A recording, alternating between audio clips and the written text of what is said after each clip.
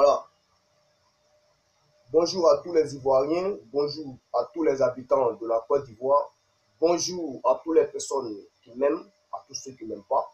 Je salue Maman Rosa Parks depuis la France, une mère qui me coûte très cher. Je salue Maman Valérie depuis les États-Unis. Je salue Maman Lajoie de Lakota. Je salue Maman Tina. Je salue Maman Brown depuis l'Amérique. Je salue Maman Cathy Lajoie. Voilà, depuis la France. Je salue encore Papa Michel et sa femme depuis les États-Unis. Je salue mon frère Kwao depuis l'Angleterre. Et je salue encore mon papa Bouki Premier depuis l'Italie. Je suis Carton Noir, le cordia sans foi, Warafimon.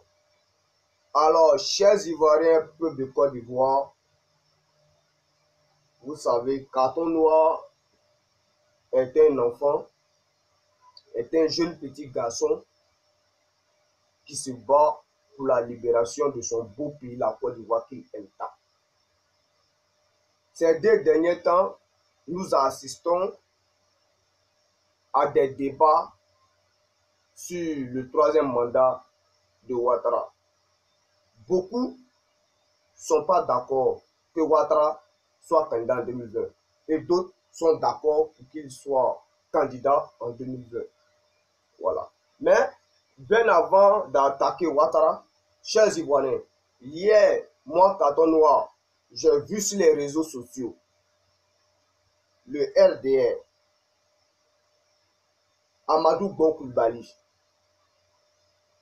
Ces militants ont mobilisé plus de 1 million de jeunes pour la sensibilisation de la population ivoirienne envers l'enrôlement. Voilà. Il a mobilisé 1 million de jeunes à Makori.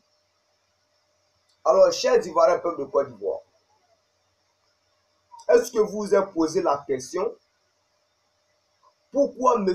Amadou Bon Coulibaly ne vient pas mobiliser les jeunes de Korogo pour la sensibilisation de l'enrôlement? Posez-vous la question. Pourquoi le ministre Lelele Drissa Coulibaly ne vient pas sensibiliser, ne vient pas mobiliser 1 million de jeunes à Korogo pour la sensibilisation de l'enrôlement? Pourquoi? Il y a un problème. Chez lui là, est-ce que c'est Makori? Chez lui là, c'est pas Makori, chez lui là, c'est Korogo, c'est le Nord. Il sait très bien que les jeunes du Nord ne sont pas prêts pour lui. Il le sait. Il le sait. Les nordistes sont très en colère contre ce Amadou Bon Coulibaly là. Même 100 fois Coulibaly. Parce qu'à partir d'aujourd'hui là, si attaque Amadou Bon Coulibaly, je vais attaquer 100 fois Coulibaly. Voilà. Parce que 100 fois Coulibaly, c'est quelqu'un que moi, quand on il n'est pas toujours attaqué. Je me suis dit qu'en attaquant Amadou Bon Coulibaly, si 100 fois Coulibaly voit ça, il va se mettre au travail. Pour ne pas que Carton Noir arrive sur lui. Mais il s'est joué les gens, les personnes qui n'entendent pas, les personnes qui ne voient pas, et il s'est joué les personnes qui s'en foutent, quoi. Voilà. Donc, posez-vous la question. Pourquoi Amadou Bon Coulibaly, le ministre Lelele Drissa, ne vient pas à Korogo au nord mobiliser 1 million de jeunes pour faire la sensibilisation de l'enrôlement? Amadou Bon Coulibaly, chers Ivoiriens, moi, Carton Noir, je dis les choses telles que sont. Voilà. Ce monsieur-là, il est maudit. Voilà, c'est un maudit. Il est maudit aujourd'hui, puis il est maudit demain. Chers Ivoiriens, quand toi, tu es un grand homme et que tu sais que ton père a été un grand homme dans un village, dans un pays, si toi, tu as eu les moyens, qu'est-ce que tu dois faire? Au moins, tu dois mettre la statue de ton père dans chaque quartier de la ville. Mais à Korogo-Esla, chers Ivoiriens, il y a un seul statut de son père, qui est le vieux Bon Coulibaly, qui est collé au musée, voilà, en face de la cour de son père. Mais cette statue-là, il est incapable de réhabiliter ces statues-là. Pourtant, c'est à travers ces statues-là que nous qui n'avons pas eu la chance de voir le vieux Gbon Coulibaly, c'est à travers ces statues-là que nous, on arrive à le connaître. Mais il est incapable de le faire. La seule chose qu'il sait qu'il est prêt à financer, ce sont les funérailles. Si vous avez des parents qui sont au nord ici, appelez-les et demandez. Ils vont vous dire, il n'a rien fait pour la population nordiste. Il n'a rien fait. Les promesses qu'il a faites aux Ivoiriens, là, même eux, il n'a pas respecté ça. Il n'a pas respecté ça. Donc, il sait, lui ne peut pas venir au nord ici à Congo aussi, mobiliser 1 million de jeunes pour aller à la sensibilisation de l'enrôlement. Il ne peut pas le faire. Parce que s'il fait ça là, les nordistes vont lui dire pour lui.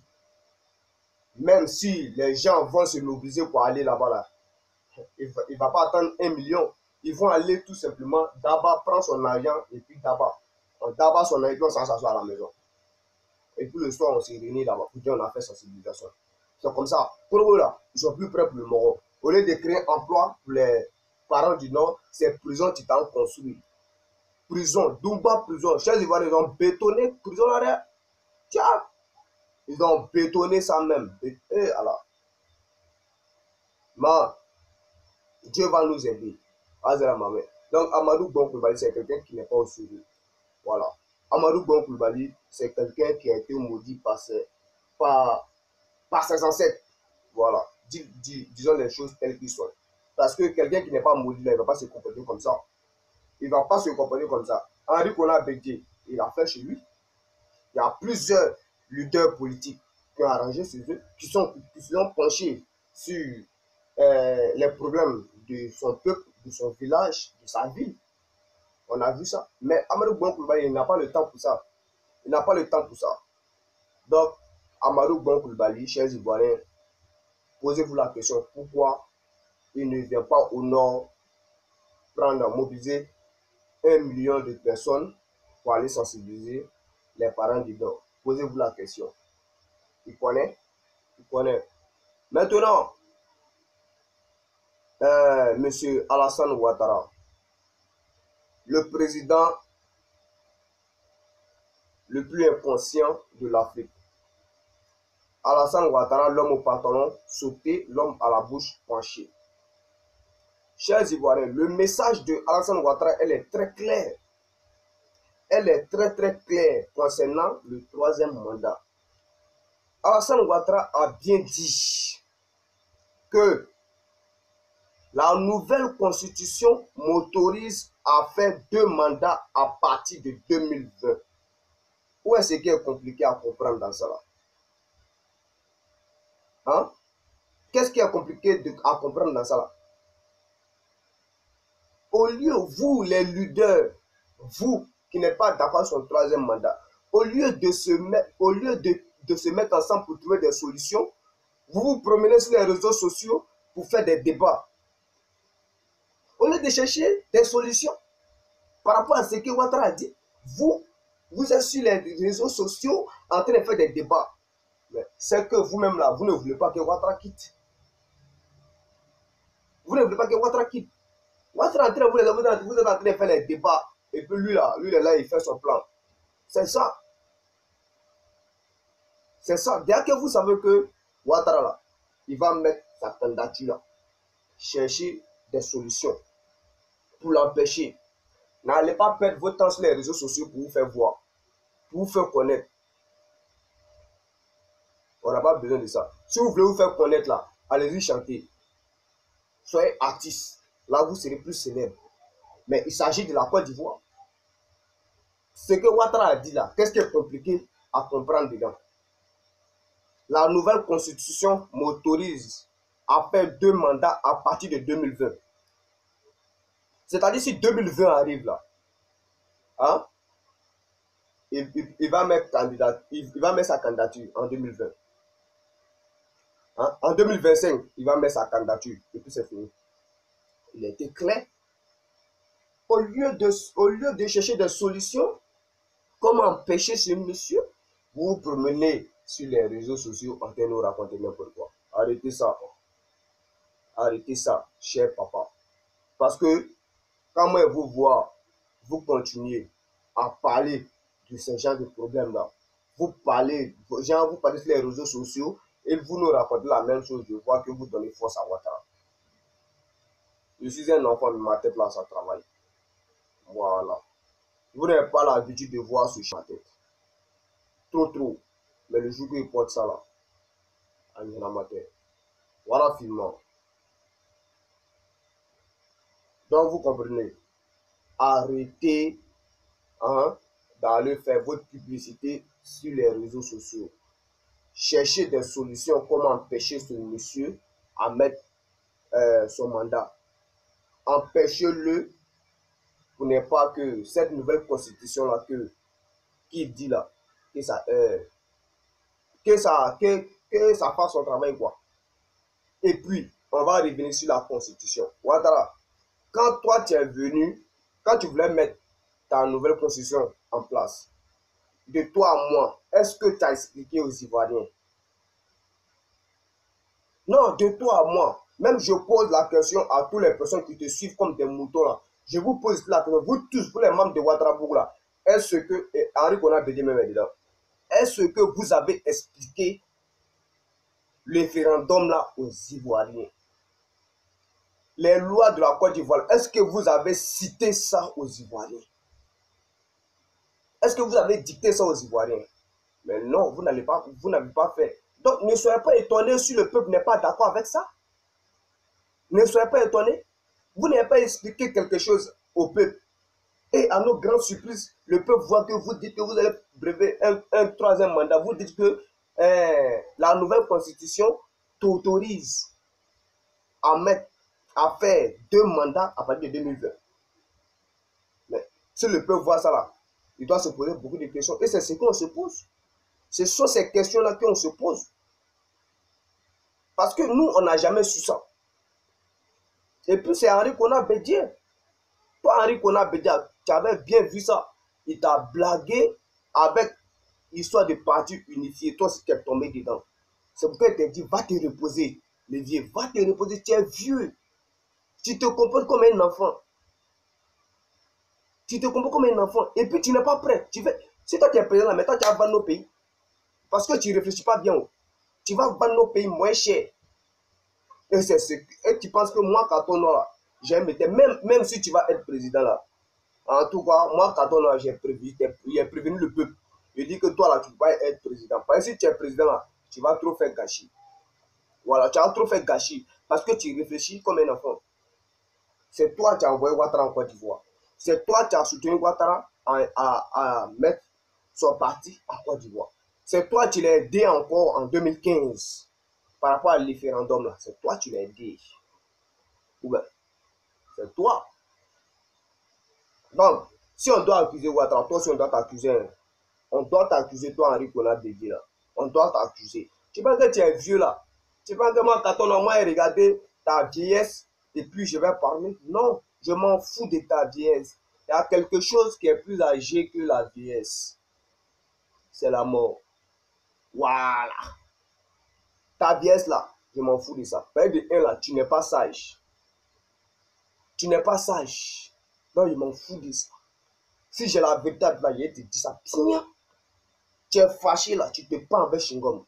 Tu es fâché là, tu engages tes bâtards, tes chiens bergers allemands là. Voilà. Et tu fais ce que tu peux faire. C'est quoi ça? Si la Côte va dans ce problème-là, c'est toi, Henri Konan Bédié. Et toi, tu ne peux pas régler ce problème-là. C'est que dans toi, ta gamme parti unifié. Le candidat du RHDP doit venir du PDCI-RDA. C'est ça qui est dans ton Congolo là. Et toi, tu veux être le candidat. On est là, non? On va regarder. On regarde. Donc moi là, ce que je peux dire aux Ivoiriens, chers Ivoiriens, c'est vrai, chacun a un parti. Nous aimons nos partis. Mais si on veut empêcher Ouattara là, à être candidat en 2020, à respecter la constitution maudite qu'il a mis en place, c'est de faire un boycott général. C'est-à-dire on ne boycotte pas dans l'intérêt des partis, mais plutôt dans l'intérêt du peuple, comme l'a fait le Burkina Faso. C'est comme ça on doit le faire. Si on ne fait pas ça, qui va faire nos places? Donc, c'est la vérité qui est là. Voilà. Maintenant, je vais m'adresser maintenant à M. Guillaume Soro. M. Guillaume Soro qui est le fils du Nord. Guillaume Soro que moi j'appelle Teni Banani. M. Teni Banani, il n'y a pas longtemps de cela que tu as lancé un message fort, voilà, aux Ivoiriens et aux musulmans pour la paix et la réconciliation. Ok, c'est facile à prononcer dans ta bouche. Hein. Paix, réconciliation, c'est facile. Ok. Comme toi-même tu parles de ça là, pourquoi tu ne vas pas demander pardon à nos parents du Sud? Faut nous dire ça. Dis-nous ça. Je vois un de tes fanatiques, M. Amiral Blindé, que moi j'aime, c'est dit. Je le vois, il dit que non, qu'on n'a qu'à te donner le pouvoir, que si tu es candidat, tous les Ivoiriens vont te voter. Parce que tu es aimé. Moi, je le vois dire ça. Mais quand moi, je vois, il dit ça là, ça me fait rire. Ça me fait très, très rire. Chers Ivoiriens, je vous dis quelque chose. Si Guillaume Soro s'assoit au pouvoir, je vous le dis, c'est comme sortir dans caca, aller dans pipi. C'est même saleté là. Si le mandat de Guillaume Soro finit, vous êtes sûr que Guillaume Soro va se lever au pouvoir. Sans oublier les chantages que l'Occident va lui proposer. Le chantage qu'ils vont lui faire, parce que Guillaume Soro est recherché. Il est recherché. On le cherche même un gros cœur même. Vous voyez? Donc, quelqu'un qui n'a pas encore demandé pardon aux Ivoiriens, qui prenait seulement dans sa bouche. Moi, il dit, tant que Guillaume Soro ne se met pas en genoux pour demander pardon à nos parents du Sud là, hein, personne ne doit considérer tout ce qu'il dit. Et puis ça tombe bien. Moi, je voulais poser une question aux musulmans. Voilà, c'est bien clair. Moi, je veux poser une question aux musulmans. Je voulais aller même à la radio, mais comme YouTube là, c'est aussi, comment on appelle même, c'est ma radio, voilà. Donc, Azala chers Ivoiriens, voici la question que je vais poser aux musulmans. Et ça a commencé.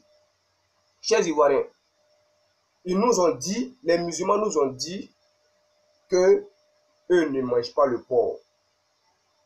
Ok. Pourquoi?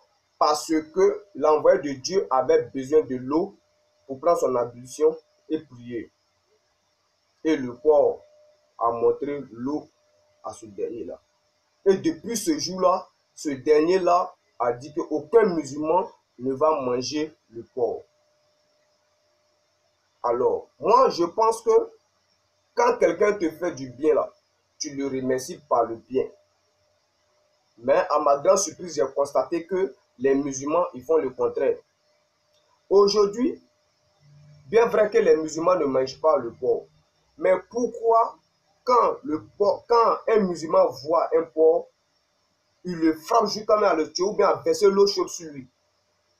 Ils n'ont qu'à m'expliquer ça. Ils ont oublié ce que le porc, le service qu'il les a rendu.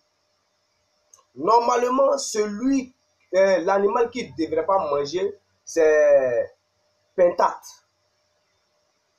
C'est le pentate.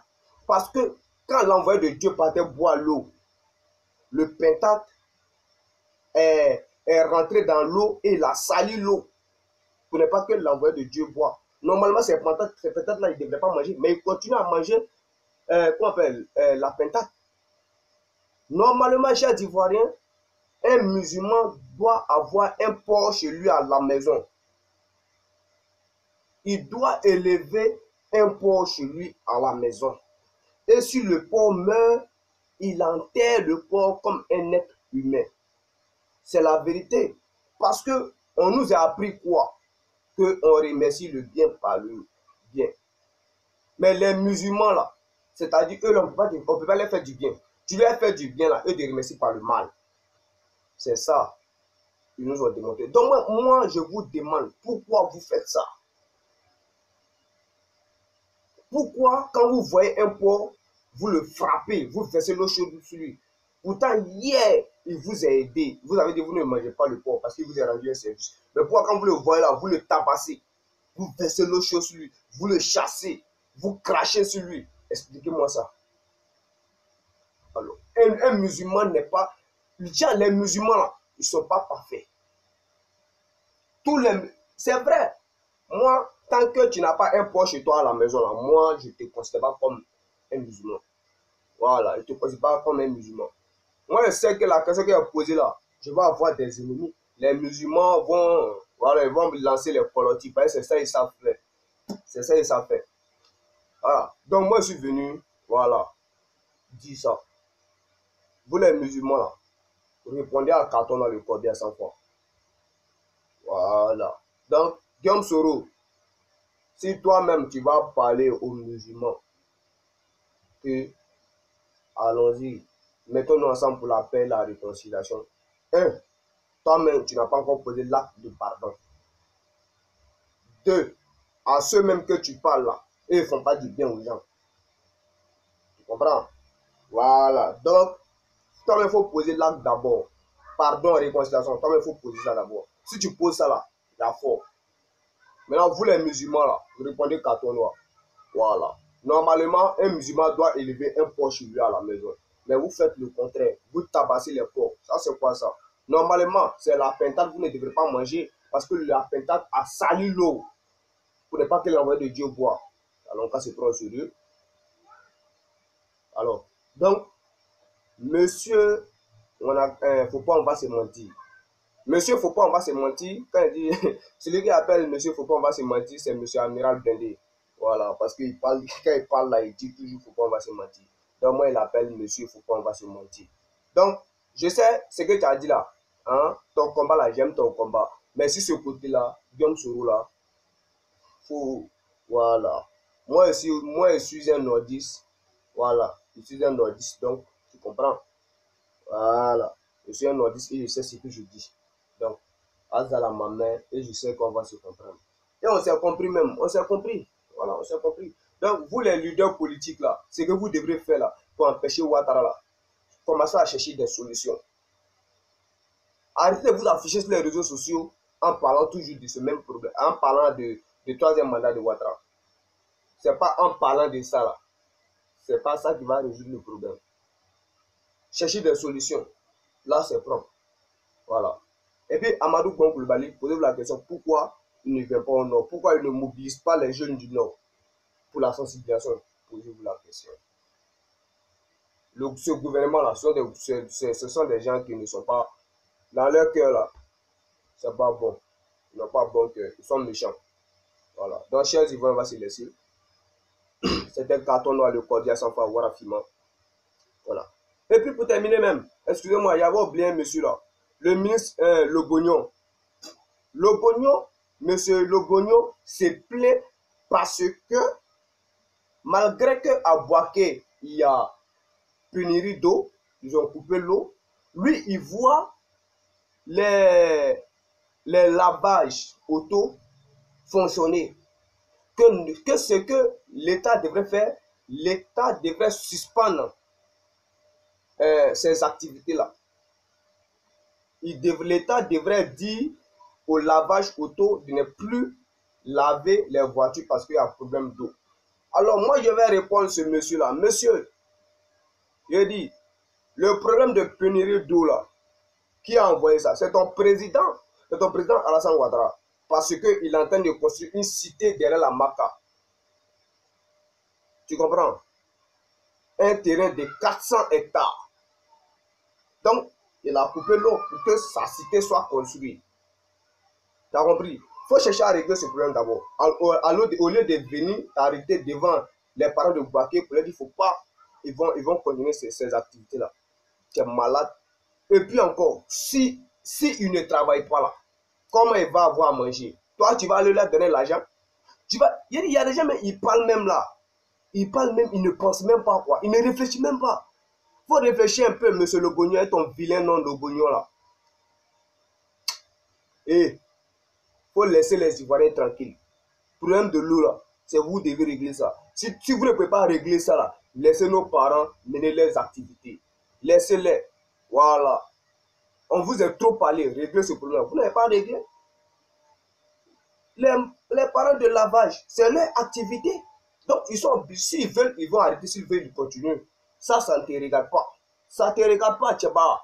Donc, enlève ta gueule là, sinon, sur les lavages de auto. Tu comprends? Enlève ta bouche dedans. Voilà.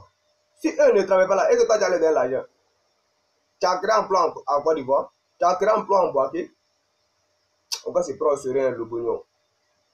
On va se prendre au sérieux. Quand tu as l'eau chez toi, non, donc ferme ta gueule. Tu prends ton salaire, non, alors ferme ce que tu appelles bouche là. Si tu peux rien faire là, ferme ta bouche. Voilà. Donc, chers amis, on va se laisser. Que Dieu vous donne longue vie, afin que vous voyez la libération de la Côte d'Ivoire. Et que Dieu vous donne la joie. Et que Dieu donne la joie à Carton Noir, le cordia sans phare. Et que Dieu ne donne pas longue vie à Carton Noir. Azala ma main, le combat continue. Et ciao, ciao.